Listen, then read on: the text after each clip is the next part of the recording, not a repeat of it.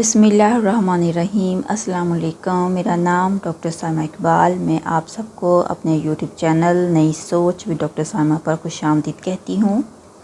معاصر نثری ادب کے حوالے سے آج میرے لیکچر کا عنوان ہے محمد طفیل، حقیقت پسند خاکہ نگار۔ تو ہمارے کورس میں محمد طفیل کے 2 خاکوں کے مجموعے آپ اور جناب شامل ہیں۔ تو اس لیکچر میں ان کا جو مجموعی طور پر ان کے 8 جو خاکوں کے مجموعے ہیں ان پہ بات کی گئی ہے، لیکن آپ اور جناب پر تفصیل سے بات کی گئی ہے۔ تو آئے اس کا آغاز کرتے ہیں۔ محمد طفیل، پیدائش 14 اگست 1923، وفات 5 جولائی 1986۔ پاکستان سے تعلق رکھنے والے اردو کے معروف ادیب، خاکہ نویس اور مشہور ادبی جریدے نقوش کے مدیر تھے۔ نامور خطاط تاج الدین زرینی رقم سے خوشنویسی کی تربیت حاصل کرنے کے بعد انہوں نے 1944 میں ادارہ فروغ اردو کے نام سے ایک طباعتی ادارہ قائم کیا۔ محمد طفیل نے اپنی خاکہ نگاری کو صرف تخلیقی تجربہ نہیں بلکہ کتابی تسلسل اور فنی شعور کے ساتھ پیش کیا۔ ان کی 8 کتابوں میں سے 6 مجموعے مکمل طور پر شخصی خاکوں پر مبنی ہیں، جبکہ محترم اور مخدومی جیسی کتب میں جزوی خاکے شامل ہیں۔ اس کے علاوہ صاحب، آپ، جناب، مکرم، معظم اور محبی مکمل خاکوں کے مجموعے ہیں۔ یہ ترتیب بتاتی ہے کہ محمد طفیل کے نزدیک خاکہ نگاری ایک سنجیدہ ادبی صنف تھی جسے وہ مکمل احترام اور فنی نظم کے ساتھ برتتے تھے۔ جن معاصرین پر انہوں نے خاکے لکھے وہ صرف ادبی حیثیت سے نمایاں نہیں تھے بلکہ اکثر شخصی سطح پر بھی ان سے جڑے ہوئے تھے۔ کچھ ان کے قریبی دوست تھے، کچھ ادبی رفقا اور کچھ محض ملنے جلنے والے۔ لیکن محمد طفیل کی خوبی یہ تھی کہ تعلق کی نوعیت سے قطع نظر وہ ہر شخصیت کے اندر جھانکتے، اس کی فطرت سمجھتے اور اس کے خد و خال اجاگر کرنے میں کامیاب رہے۔ ان خاکوں میں جو چیزیں سب سے زیادہ نمایاں ہوتی ہیں وہ ہے زندگی کی روشنیوں اور سایوں کے دلکش پرچھائیاں۔ محمد طفیل کی زبان میں ایسی شگفتگی اور سچائی ہے کہ ان کے خاکے ہر ذہن، ہر مزاج میں دلچسپی کا سامان فراہم کرتے ہیں۔ ان میں نہ صرف ایک شخص کی زندگی بلکہ ایک عہد کی جھلک، ایک ماحول کی روشنی اور ایک تہذیب کا عکس بھی دکھائی دیتا ہے۔ ان کی یہ تحریریں بار بار پڑھنے کے قابل ہیں کیونکہ وہ صرف معلومات فراہم نہیں کرتی بلکہ احساس جگاتی ہیں، رشتے بناتی ہیں اور یادوں کو زندہ کرتی ہیں۔ تو آئیں ان کا آغاز کرتے ہیں۔ سب سے پہلا خاکوں کا مجموعہ صاحب۔ محمد طفیل کی خاکہ نگاری کی دنیا میں پہلی باقاعدہ پیشکش ان کی کتاب صاحب ہے، جو جولائی 1955 میں منظر عام پر آئی۔ 205 صفحات پر مشتمل اس کتاب کو بجا طور پر اردو ادب میں شخصی خاکہ نگاری کی ایک سنجیدہ اور فنی بنیاد کہا جا سکتا ہے۔ صاحب میں انہوں نے اردو ادب کے 7 نمایاں ادبی شخصیات کو موضوع تحریر بنایا جنہیں وہ ذاتی طور پر جانتے تھے اور جن کے مزاج اور کردار کو انہوں نے گہرائی سے محسوس کیا تھا۔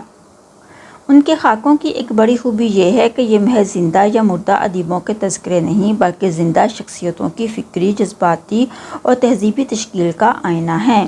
ان میں سے کئی خاکے ادبی جریدے نقوش کے مختلف شماروں میں پہلے شائع ہو چکے تھے جنہیں قارئین نے بہت سراہا۔ بعد ازاں جب انہیں یکجا کر کے کتابی صورت دی گئی تو ان میں تسلسل، ترتیب اور فنی چاپک دستی کا نیا رنگ پیدا ہوا۔ صاحب میں محمد طفیل کے خاکہ نگاری کے بنیادی اوصاف یعنی مشاہدے کی باریکی، زبان کی سادگی، اسلوب کی برجستگی اور کردار کی اندرونی جہتوں تک رسائی مکمل آب و تاب کے ساتھ جلوہ گر ہیں۔ اس کتاب میں نہ صرف محمد طفیل کو خاکہ نگاری کے حلقے میں پہچان دلائی بلکہ اردو ادب میں خاکہ نگاری کے ایک حقیقت پسند دبستان کی بنیاد بھی رکھی۔ محمد طفیل نے اس کتاب میں 5 شاعروں اور ایک افسانہ نگار اور ایک مزاح نگار کا انتخاب کیا ہے۔ اس میں سب سے پہلے سعادت حسن منٹو ہیں۔ ان میں پہلا خاکہ صاحب منٹو کا ہے۔ اس خاکے کے 2 حصے ہیں۔ حصہ اول میں منٹو کی زندگی پر لکھا گیا جبکہ حصہ دوم منٹو کی وفات کے بعد لکھا گیا۔ اس کے حوالے سے اس میں ایک کوٹیشن دیکھیں۔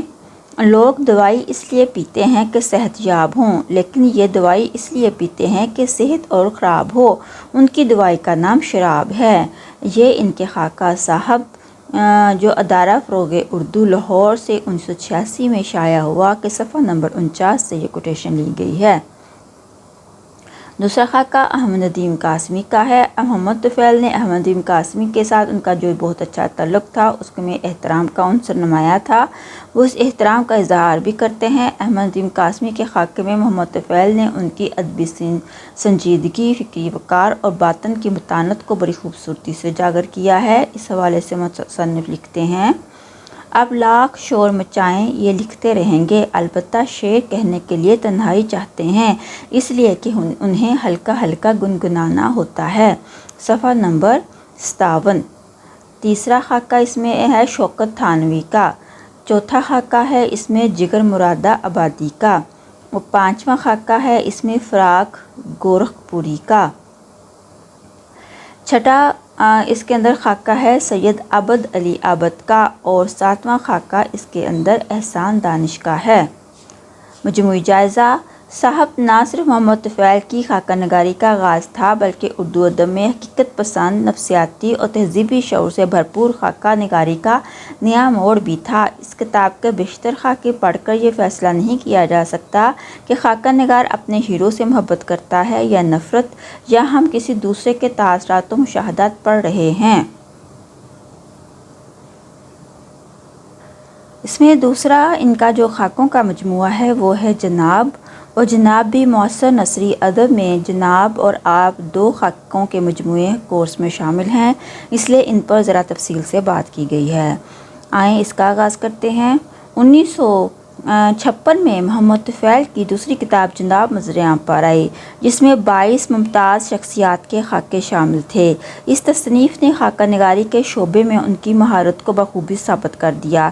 اس مجموعے میں جذبات و مشاہدات کے تمام رنگ نمایاں ہیں، مدھم، ہلکے، گہرے اور بہت گہرے۔ جناب مولوی عبدالحق، پطرس بخاری، اختر شیرانی، شکیلہ اختر، مدیر نقوش، قاضی عبدالغفار، یگانہ چنگیزی، مجاز لکھنوی، ڈاکٹر محمد باقر، حمید احمد خان، مرزا ادیب، بلونت سنگھ، عشرت رحمانی، ظہیر کاشمیری، قدرت اللہ شہاب، قیوم نظر، ابراہیم جلیس، سیف الدین سیف، اے حمید، اشفاق احمد، انتظار حسین اور ناصر کاظمی کے خاکے اس کتاب میں موجود ہیں۔ 215 صفحات پر مشتمل کتاب جناب کو دو حصوں میں تقسیم کیا گیا ہے۔ پہلے حصے میں 5 خاکے شامل ہیں جو کل 130 صفحات پر پھیلے ہوئے ہیں۔ ان میں سب سے مختصر خاکہ بابِ اردو مولوی عبدالحق کا ہے، جو صرف 11 صفحات پر محیط ہے۔ دوسرے حصے میں 75 صفحات میں 17 خاکے شامل کیے گئے ہیں، جن کی اوسط طوالت 3 سے 4 صفحات کے درمیان ہے۔ خاکہ نگاری میں یہ سوال ہمیشہ زیر بحث رہا ہے کہ خاکہ طویل ہونا چاہیے یا مختصر۔ اس پر بحث طویل ہے، مگر خلاصہ یہ ہے کہ خاکے میں توازن ہونا چاہیے اور وہ شخصیت کی خصوصیات، عادات اور ظاہری و باطنی خد و خال کو مؤثر انداز میں پیش کرے۔ محمد طفیل نے اپنے مختصر خاکوں میں بھی اس توازن کا خاص خیال رکھا ہے۔ اس مجموعے کے بارے میں نیاز فتح پوری لکھتے ہیں: طفیل صاحب کی یہ کتاب معنوی حیثیت سے ایک قسم کی 3 ڈائمینشنل اسٹڈی ہے، جس میں طول و عرض تو دوسروں کا ہے اور عمق خود ان کا۔ مطالعہ کی حیثیت سے یہ ایک تجربہ ہے جس کا دہرانا یا عبرت حاصل کرنا دوسروں پر چھوڑ دیا گیا ہے۔ کتاب کے آغاز میں بسم اللہ کے عنوان سے محمد طفیل نے خاکہ نگاری کے بارے میں اپنی رائے کا یوں اظہار کیا ہے: شخصی مطالعے قربت اور دوری کی وجہ سے دھندلے نقوش اور روشن ہوتے ہیں۔ جتنی قربت ہوگی اتنی ہی تصویر دھندلی بنے گی، جتنا فاصلہ ہوگا اتنی ہی واضح تصویر بنے گی۔ ایک بہت بڑی شخصیت کے سامنے ایک چھوٹے قد کا شخص کھڑا ہو تو وہ اسے سر سے پاؤں تک کیسے دیکھ سکے گا؟ ظاہر ہے تھوڑا فاصلہ ضروری ہے۔ اگر شخصیت اور لکھنے والا دونوں ہی ایک جیسے بڑے ہوں تو اصل شخصیت پیچھے رہ جائے گی اور لکھاری اپنی طاقت سے اسے دبا دے گا۔ محمد طفیل کے اس رنگ برنگے مجموعے جناب کا پہلا خاکہ بابائے اردو مولوی عبدالحق پر ہے۔ یہ خاکہ اصل میں محمد عقید نے کراچی کے ادبی رسالے برق کل کے لیے لکھا تھا، جو عبدالحق کے 90 سالہ جشن کے موقع پر شائع ہوا۔ بعد میں محمد طفیل نے اسے اپنی کتاب میں شامل کر لیا۔ اس خاکے کی خاص بات یہ ہے کہ اس میں مولوی صاحب کے 2 خطوط شامل ہیں، جن میں انہوں نے محمد طفیل کی تعریف کی ہے۔ عبدالحق جیسے بڑے ادیب کی طرف سے تعریفی الفاظ کسی بھی لکھنے والے کے لیے فخر کی بات ہو سکتی ہے۔ محمد طفیل نے مولوی صاحب کے بارے میں بعض سخت اور کھدرے الفاظ بھی استعمال کیے، لیکن بڑی سمجھداری سے انہوں نے اپنی بات دوسروں کے خیالات سے جوڑ کر پیش کی ہے۔ ساتھ ہی انہوں نے زبان و بیان کے جھگڑوں کا ذکر کرتے ہوئے مولوی صاحب کو صاف الفاظ میں متعصب بھی کہہ دیا ہے، لیکن پورے اعتماد اور دلیل کے ساتھ۔ وہ لکھتے ہیں، میرے کانوں میں پڑ چکا تھا کہ مولوی صاحب متعصب ہیں اور پنجابیوں کو اچھا نہیں سمجھتے۔ محمد طفیل نے مولوی عبدالحق کی تعریف و توصیف ایک الگ انداز میں کی۔ ان کا انداز نہ صرف رسمی مداح سے مختلف ہے، بلکہ اس میں سچائی، توازن اور مشاہدے کی گہرائی بھی نظر آتی ہے۔ انہوں نے مولوی صاحب کے علمی مقام کو تسلیم کرتے ہوئے ان کی شخصیت کے سخت پہلوؤں کو بھی نظر انداز نہیں کیا۔ ان کی تحریر میں احترام بھی ہے اور تنقیدی جرأت بھی، یہی ان کے اسلوب کو خاص اور مؤثر بناتا ہے۔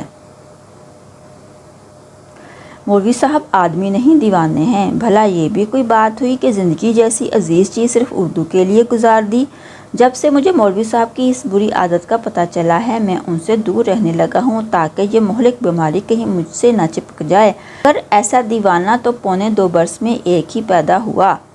مولوی عبدالحق کی شخصیت کی خوبیوں کا مجموعہ تھی، لیکن محمد طفیل کے لکھے گئے خاکے میں ان کی ذات کے بعض اہم پہلو مکمل طور پر اجاگر نہیں ہو سکے۔ یہ خاکہ ایک مثلث کی مانند محسوس ہوتا ہے، جس کے 3 پہلو ہیں: محمد طفیل، ادبی جریدہ نقوش اور مولوی عبدالحق۔ یہ تینوں عناصر مل کر ایک دائرہ تو بناتے ہیں، لیکن مکمل تصویر پیش نہیں کر پائے۔ اس مجموعے میں شامل پطرس بخاری پر لکھا گیا خاکہ اردو ادب کی ایک بلند پایہ مزاحیہ شخصیت کو خراج تحسین پیش کرنا ہے۔ خاکے کا آغاز پطرس کی ادبی عظمت کے بیان سے ہوتا ہے، ساتھ ہی ان کی ذات اور طرز عمل پر بھی روشنی ڈالی گئی ہے۔ محمد طفیل نے پطرس بخاری کی صرف تعریف پہ اکتفا نہیں کیا، بلکہ ان کی کمزوریوں اور شرارتوں کو بھی نرمی سے بیان کیا ہے۔ یہ شوخیاں اور چہلیں جو ابتدا میں قدرے غیر معمولی لگتی ہیں، دراصل پطرس کی شخصیت کا لازمی حصہ ہیں۔ تاہم یہ خاکہ بھی تشنگی کا شکار محسوس ہوتا ہے، کیونکہ پطرس کے حوالے سے بیشتر واقعات وہ ہیں جو دوسروں سے سنے گئے۔ اگرچہ اس میں مزاح اور شگفتگی کا رنگ غالب ہے، لیکن پطرس بخاری کی شخصیت کی گہرائی کو پوری طرح پیش نہیں کیا گیا۔ خود محمد طفیل نے بھی اس خاکے کے بارے میں تسلیم کیا تھا کہ وہ پطرس کی پوری شخصیت کا احاطہ نہیں کر سکے۔ اس بندہ پرتقصیر نے مرحوم کو صرف ایک بار دیکھا تھا، ان سے خط و خطابت ضرور کی تھی، وہ بھی مختصر 2-3 خط میرے نام آئے تھے اور بس۔ حفیظ صدیقی نے اس خاکے کے بارے میں یوں رائے دی ہے: پطرس بخاری کا خاکہ تشنہ ہے۔ ظاہر ہے اتنے قلیل مواد کے سہارے خاکہ نہیں لکھا جا سکتا۔ خود محمد طفیل نے اس خاکے کو گھاس کے کاٹنے سے تعبیر کیا ہے۔ 1947 میں قیام پاکستان سے پہلے محمد طفیل نے کچھ دن شاعر رومان اختر شیرانی کے گھر گزارے۔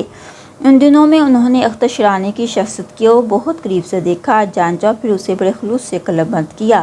محمد طفیل نے یہ خاکہ نہایت محبت، اپنائیت اور بے تکلفی سے لکھا ہے۔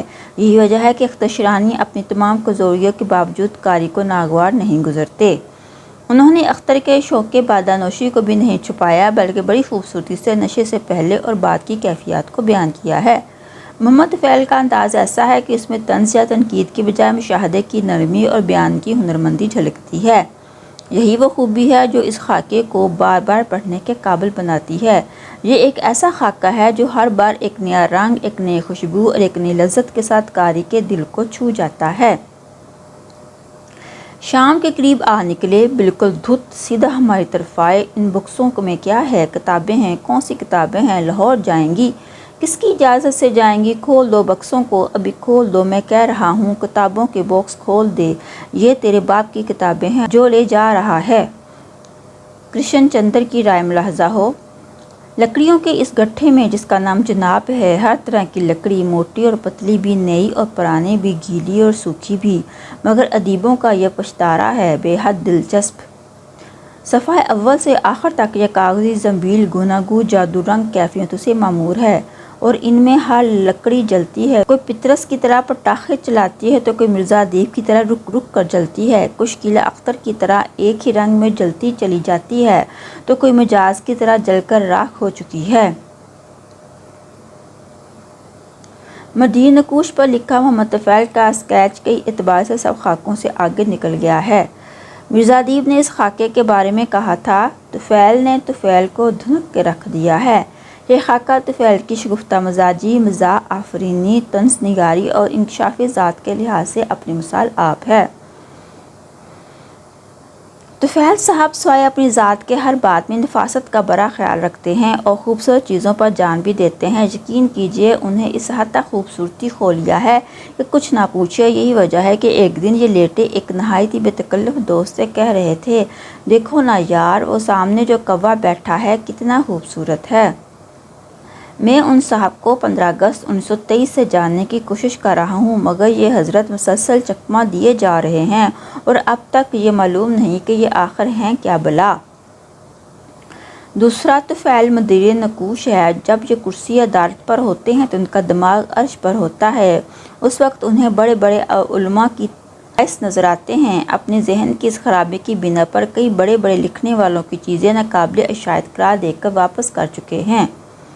یہ محمد طفیل نے خود اپنے آپ پہ جو خاکہ لکھا تھا اس کے اندر سے یہ اقتباس ہے۔ محمد طفیل کی اپنے تحریر کردہ سطور سے بھی یہ بات واضح ہوتی ہے کہ ان کے نزدیک ان کی سب سے بڑی شناخت رسالہ نقوش کا مدیر ہونا ہے۔ اس بات کا اظہار صرف ان کے الفاظ ہی سے نہیں بلکہ مضمون کے عنوان سے بھی ہوتا ہے جو اس احساس فخر کی بھرپور عکاسی کرتا ہے۔ خود نوشت تحریریں اکثر مصنف کی باطن کی جھلک دکھاتی ہیں اور نفسیاتی تجزیے کے ذریعے قاری کو ادیب کے تحت الشعور تک رسائی حاصل ہو جاتی ہے۔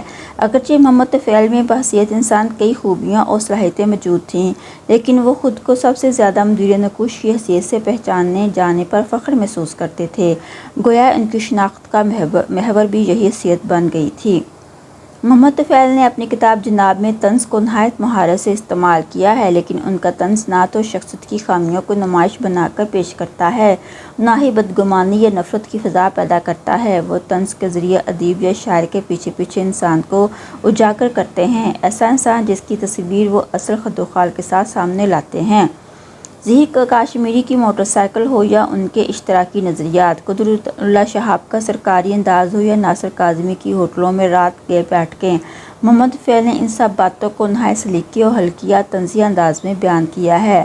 ان کی طنز نہ تو تلخی پیدا کرتی ہے اور نہ ہی کسی کی تحقیر کرتی ہے بلکہ وہ حقیقت کو لطافت کے سامنے لاتے ہیں جس سے قاری کو سچائی کا احساس بھی ہوتا ہے اور چہرے پر مسکراہٹ بھی آ جاتی ہے۔ محمد طفیل کوئی تجارتی یا روایتی فوٹوگرافر نہیں بلکہ وہ ایک تخلیقی مصور ہیں جو صرف ظاہری انداز یا پوز پر نہیں بلکہ شخصیت کے اندر چھپے جذبات و احساسات پر توجہ دیتے ہیں۔ ان کے خاکوں میں چہرے کی تشکیل الفاظ کی سطحی جھلک سے نہیں بلکہ باریک جزیات اور ٹیڑھی ترچھی لکیروں جیسے اندرونی اشارات سے ہوتی ہے جو شخصیت کے باطن کو اجاگر کرتی ہیں۔ موت برحق ضرور ہے مگر وہ پطرس کی وجہ سے کیوں آئے؟ یہ پینٹرز تخلیق کار کی آواز ہے۔ ماڈل اگرچہ پطرس ہے مگر تصویر تخلیق کار کی اپنی ہے جسے ایک موضوع کے کئی پہلو ہوتے ہیں، ہر ناظر کو اس میں کچھ نیا دکھائی دیتا ہے۔ اس طرح ایک شخصیت کے بھی بے شمار رنگ اور زاویے ہوتے ہیں۔ اصل فنکار وہی ہوتا ہے جو ماڈل کے رنگوں میں نہ صرف خود کو جھلکاوے بلکہ کچھ ایسا بھی دکھا دے جو کسی اور نے نہ دکھایا ہو، ایک نیا انوکھا زاویہ جو ماڈل کا بھی ہو خالق کا بھی۔ اشفاق احمد پر لکھا گیا خاکہ اگرچہ مختصر ہے لیکن اپنے اندر دریا کو کوزے میں بند کرنے جیسی خوبی رکھتا ہے۔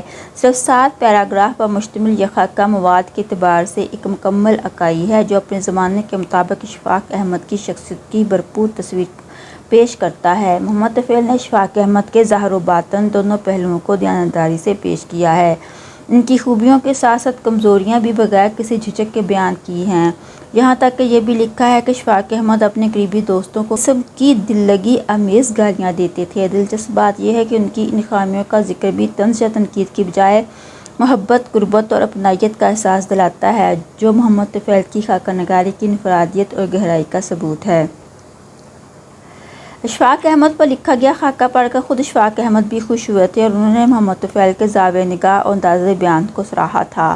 محمد طفیل کے دلکش اسکیچوں پر مشتمل مجموعہ جناب کو ادبی حلقے میں وسیع طور پر پسند کیا گیا۔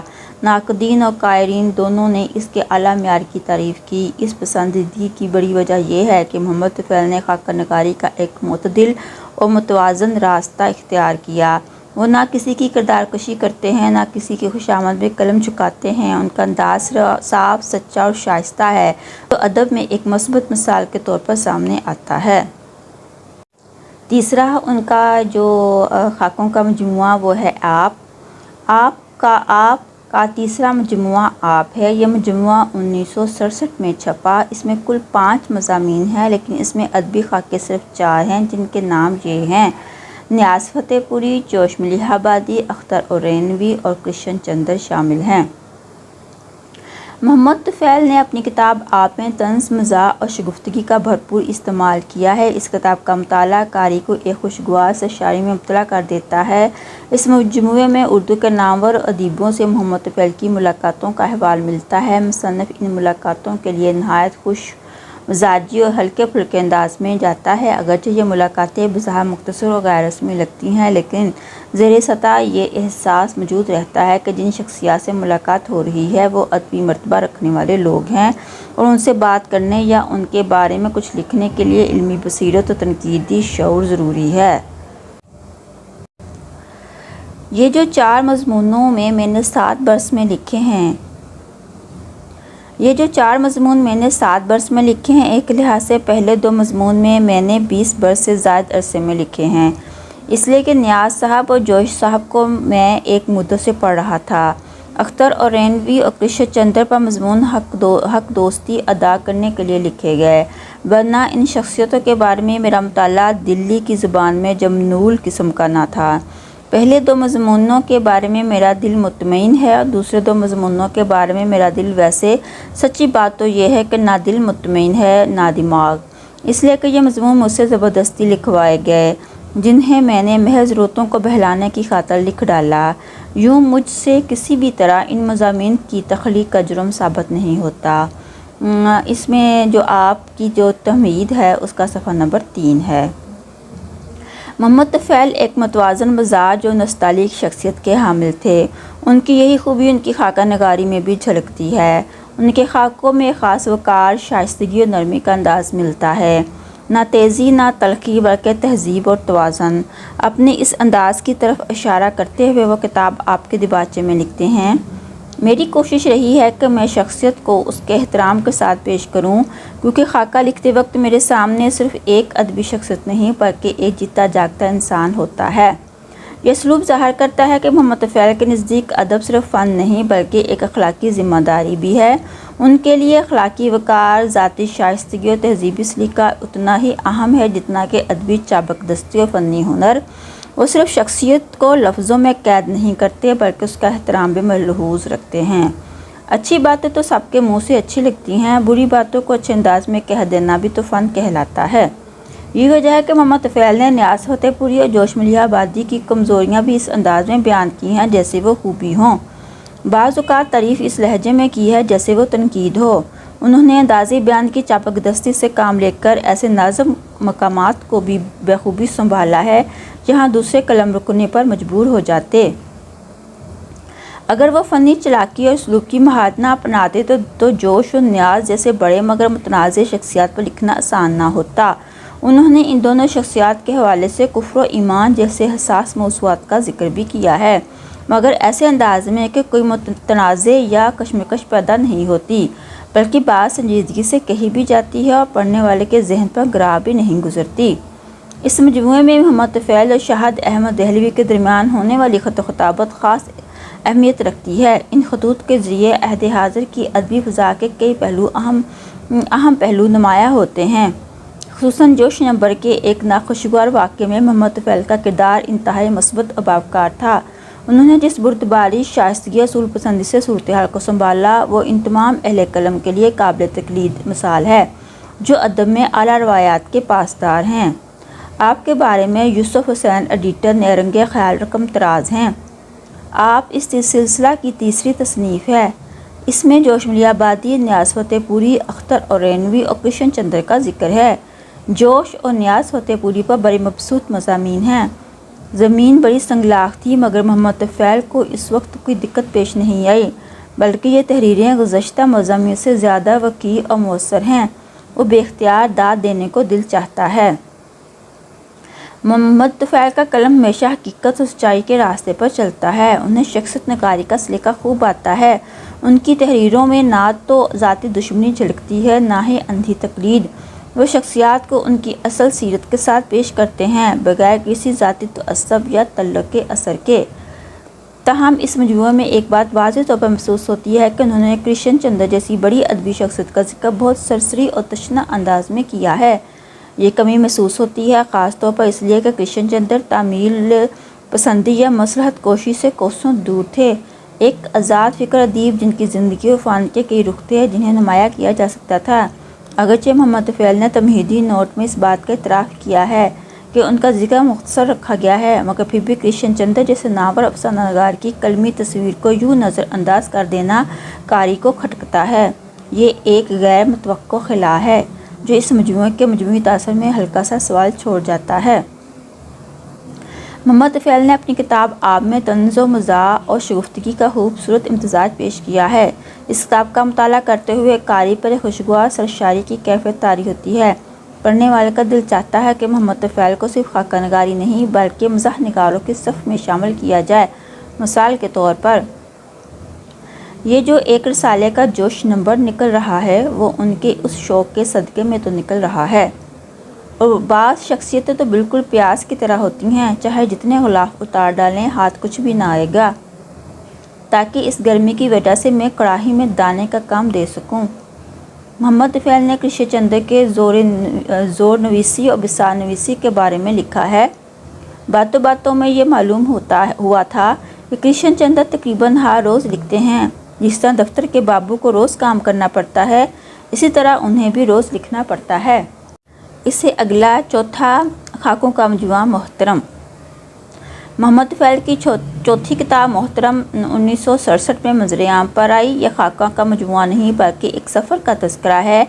آپ عظیم صوفی شاعر شاہ عبداللطیف بھٹائی کے سالانہ عرس کی تقریبات کے سلسلے میں 1963 میں وادی مہران گئے اور سب یادوں کو اکٹھا کر کے یہ کتاب لکھ دی۔ آپ نے اس کتاب میں شخصیتوں کے اسکیچ بنائے ہیں۔ مقدمے میں لکھتے ہیں، اس کتاب میں اور کچھ ملے نہ ملے یہ ضرور ملے گا کہ آپ بھی میری طرح ان ادیبوں کو دیکھ سکیں گے، باتیں کر سکیں گے جو میرے ساتھ تھے، میرے روبرو تھے۔ پانچواں مجموعہ مکرم۔ محمد طفیل کے خاکوں کا پانچواں مجموعہ مکرم 3 شخصیات کے خاکوں پر مشتمل ہے۔ اس خاکے کی اہم شخصیات یہ ہیں: سید مصطفیٰ زیدی، شاہد احمد دہلوی، حکیم یوسف حسن۔ ان کے بارے میں یہ دیکھیں، ان کی ساری لکھی ہوئی ہیں خصوصیات۔ اگلا افسانوی مجموعہ معظم۔ یہ محمد طفیل کے خاکوں کی چھٹی کتاب ہے۔ اس کے شائع کا سلسلہ 1974 ہے۔ اس میں 5 نامور شخصیات ممتاز مفتی، ختیجہ مستور، صادقین، مولانا کوثر نیازی اور مختار مسعود کے خاکے شامل ہیں۔ مجموعوں کے دباچے میں لکھتے ہیں، جو مضامین جس ترتیب سے لکھے گئے ہیں اسی ترتیب سے حاضر ہیں۔ اس کتاب کے کچھ مضامین طویل ہیں اور کچھ مختصر۔ میری گزارش ہے کہ جیسے بڑے بھولے خاکے قبل ازیں لکھ چکا ہوں، کچھ ویسے ہی یہ بھی ہیں۔ نہ ہی پہلی کتابوں پر اترایا تھا اور نہ ہی اس پر شرمندہ ہوں۔ اس میں انہوں نے ممتاز مفتی پہ بات کی، ختیجہ مستور پہ یہ بات کی ہوئی ہے اور صادقین پر یہ بات کی ہوئی ہے، کوثر نیازی کے حوالے سے بھی ہے۔ آگے ہے محبی۔ خاکوں کا مجموعہ جنوری 1981 میں شائع پذیر ہوا۔ یہ 7واں مجموعہ ہے۔ اس میں 8 اہم شخصیات کے خاکے ہیں جن کے نام یہ ہیں: چودھری نذیر احمد، مرزا ادیب، سید وقار عظیم، شیخ اسماعیل پانی پتی، اقبال صلاح الدین، قتیل شفاعی، محمد بشیر موجد اور طاء الحق قاسمی۔ ان ناموں سے واضح ہوتا ہے کہ مصنف نے پرانی اور نئی نسل کے نمائندہ افراد کو اپنے خاکوں کا موضوع بنایا ہے۔ آگے جی ان کا افسانوی مجموعہ مخدومی، یہ محمد طفیل کا لکھا ہوا ایک طویل خاکہ ہے۔ یہ کتاب 1983 میں چھپی اور اس میں ابو الحسن حفیظ جلندری کی شخصیت کو بیان کیا گیا ہے۔ قصہ در قصہ کی تکنیک سے ان کی زندگی کو بیان کیا گیا ہے۔ حفیظ کے خطوط اور اشعار کو بھی بیان کیا گیا ہے۔ ان کی شخصیت کی باطنی خوبیوں کو اچھے پیرا میں بیان کیا ہے۔ ان کی گھریلو زندگی، سماجی حیثیت اور شاعرانہ مرتبہ بھی بیان کیا ہے۔ اب ان جو 8 خاکی مجموعے ہیں محمد طفیل کے، ان کا ایک مکمل تجزیاتی مطالعہ۔ اردو خاکہ نگاری میں حقیقت پسندی کا جو رجحان ترقی پذیر ہوا، اس کے نمائندہ معتبر ناموں میں محمد طفیل کی حیثیت ایک سنگ ملکی سی ہے۔ انہوں نے صرف ان شخصیات پر قلم اٹھایا جنہیں وہ نہ صرف ذاتی طور پر جانتے تھے بلکہ ان کے مزاج، عادات اور نفسیاتی پیچیدگیوں سے بھی بخوبی واقف تھے۔ یہی قربت و مشاہدے کی گہرائی ان کے خاکوں میں ایک خاص انفرادیت پیدا کرتی ہے۔ محمد طفیل نے شخصیتوں کے باطن میں جھانکنے کے لیے نفسیاتی طریقہ کار اختیار کیا اور انسان کی ظاہری چال ڈھال سے زیادہ اس کی ذہنی اور باطنی دنیا کو سامنے لانے کی سعی کی۔ ان کے ہاں شخصیت کے قفل کھولنے کا عمل نہایت لطیف، شگفتہ اور حقیقت پر مبنی ہے۔ محمد طفیل کی خاکہ نگاری کا سب سے نمایاں وصف یہ ہے کہ وہ شخصیت کا پوسٹ مارٹم نہیں کرتے بلکہ فرد کے باطن تک پہنچنے کی کوشش کرتے ہیں۔ ہمدردانہ رویے کے ساتھ ان کے ہاں تحقیر یا تمسخر کی بجائے ایک طرح کی انسانی محبت اور فہم کارفرما ہوتی ہے جو قاری کو شخصیت کے قریب لاتی ہے، نہ کہ دور۔ محمد طفیل کا قلم رواں ہے اور مشاہدہ عمیق۔ وہ شخصیات کو محض سوانح نہیں لکھتے بلکہ ان کی شخصی اسرار و رموز تک رسائی حاصل کرتے ہیں۔ جن افراد کی قربت میں رہے، ان کے ظاہر و باطن کو نہایت باریکی سے سمجھا، پھر ان کی شخصیت کو فنکارانہ ہنر سے صفحہ کرتاس پر منتقل کیا، یہی ان کے فن کی اصل طاقت ہے۔ ان کی تحریر میں اصلاحی جذبہ اور تعمیری سوچ نمایاں ہے۔ وہ کسی بھی شخصیت کے عیوب یا کمزوریوں کو بیان کرتے ہوئے اصلاح کی ایک لطیف خواہش رکھتے ہیں، نہ کہ تحقیر یا تضحیک کا رجحان۔ محمد طفیل کی فکر میں نہ استعماریت کی منافقت ہے، نہ چاپلوسی کا تاثر۔ وہ نہ تو کسی کو خوش کرنے کے لیے سچ کو بگاڑتے ہیں اور نہ ہی کسی کی شخصیت کو خواہ سنوار کر پیش کرتے ہیں۔ محمد طفیل کی تحریروں سے ایک حساس دل، باوقار مزاج اور بااصول شخصیت جھلکتی ہے۔ کہ ان کی نثر صرف الفاظ کا کھیل نہیں بلکہ دل کی گہرائیوں سے ابھری وہ صدائیں ہیں جن میں فرد، سماج اور تہذیب کے گہرے مشاہدے کی گونج سنائی دیتی ہے۔ محمد طفیل نے مغربی اقدار اور مغربی طرز زندگی پر تنقید کرتے ہوئے محض رد عمل پر مبنی بیانیہ اختیار نہیں کیا بلکہ اس تنقید کے پردے میں ہمیں خود نگری، خودی اور تہذیبی شعور کا پیغام دیا ہے۔ فنی سطح پر محمد طفیل کے خاکوں میں افسانے کی چاشنی اور ڈرامے کا لطف نمایاں ہے۔ ان کے ہاں واقعات کو اس طرح پیش کیا جاتا ہے کہ قاری کو یوں محسوس ہوتا ہے جیسے ایک خفیف سا افسانہ چل رہا ہو۔ کردار گفتگو کرتے ہیں، حرکات و سکنات دکھاتے ہیں اور یوں کا خاکہ ایک مکالماتی اور تصویری تجربہ بن جاتا ہے۔ ان کی تخلیقات میں تخیلاتی فضا اور مکالماتی انداز نے واقعی سونے پر سہاگے کا کام کیا ہے جو اردو خاکہ نگاری کو ایک نیا رنگ عطا کرتا ہے۔ محمد طفیل کے خاکوں کا اسلوب اپنی سادگی، پرکاری، متانت اور سنجیدگی کے باعث نہایت دل نشیں اور مؤثر ہے۔ انہوں نے اپنی علمیت یا مطالعے کا رعب جھاڑنے کے لیے کبھی ثقیل، بھاری بھرکم یا کم فہم الفاظ کا سہارا نہیں لیا۔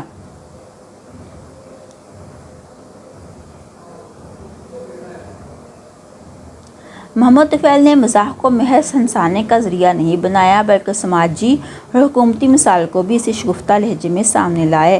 وہ مزاح کے پردے میں سنجیدہ سچائیاں بیان کرتے ہیں۔ وہ قاری کو بآسانی پیچیدہ مسائل کی تہ تک پہنچا دیتے ہیں بغیر کسی واعظ یا ثقیل بیانیے کے۔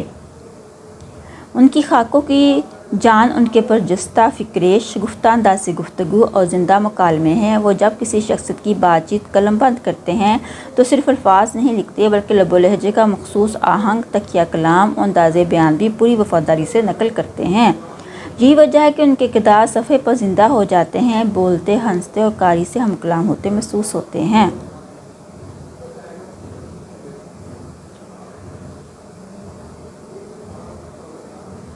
محمد طفیل کے خاکوں میں جزیات نگاری ایک نمایاں وصف کی حیثیت رکھتی ہے۔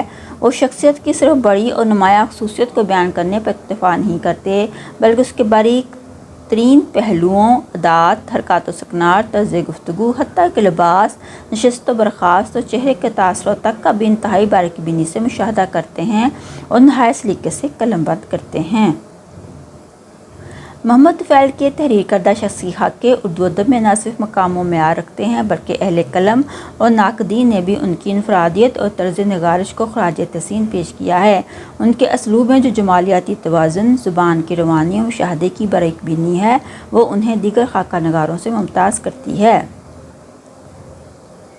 ان کے مکالمے، انداز گفتگو، تکیہ کلام، نشست و برخاست، حتیٰ کہ ان کے چہرے کے تاثرات تک، سب کچھ محمد طفیل کے قلم سے صفحے پر یوں اترتے ہیں کہ قاری نہ صرف انہیں جانتا ہے بلکہ ان سے رشتہ محسوس کرنے لگتا ہے۔